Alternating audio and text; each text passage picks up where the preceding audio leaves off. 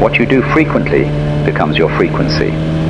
Every habit, every thought, every repetition, a drum beat in the grand composition of your life. They weave a rhythm, a pattern, a story, an unconscious dance you perform without even knowing it. And like any melody played long enough, it begins to define you. But here's the great paradox.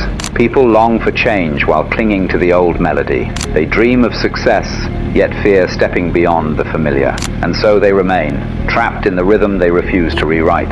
Take, for instance, starting a business.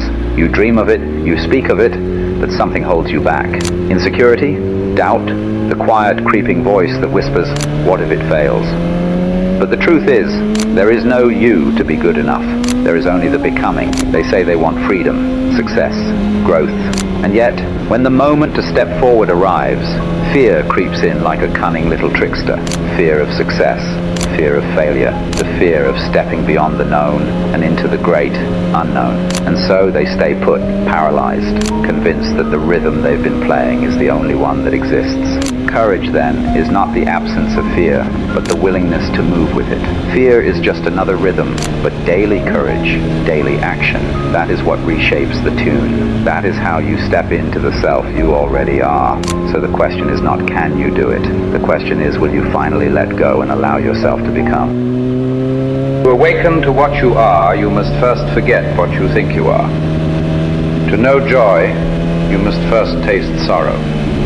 To uncover strength, you must first experience weakness. To understand peace, you must sit in the storm. To cultivate wisdom, you must first stumble in ignorance. To truly connect, you must embrace solitude. To evolve, you must surrender to change. And to rewrite your story, you must first realize you are the author.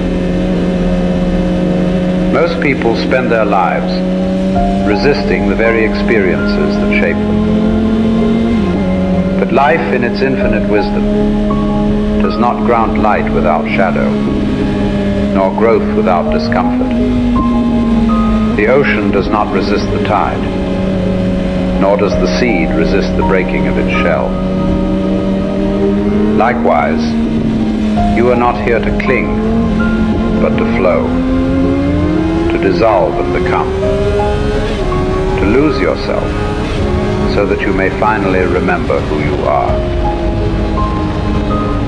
The kindest thing you can do for yourself is let people leave when they feel the need to go. We imagine that holding on is noble. Chasing after someone proves our devotion, but in truth, it only proves our fear. Fear that we are not enough, fear that we must convince someone of our worth. And yet, worth never needs convincing, just as a tree does not plead with the wind. And so, when you stop forcing people to choose you, you create a quiet space, and in that space, those who truly resonate with your being will arrive without effort, without persuasion, without the exhausting performance. You don't need to keep someone who is already halfway out the door. You don't need to negotiate for a presence that no longer wishes to remain. If someone wants to walk away, let them. If they are meant to return, they will.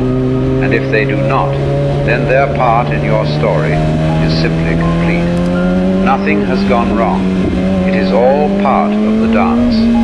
What flows naturally continues to flow, and what requires constant strain to maintain was never meant to endure.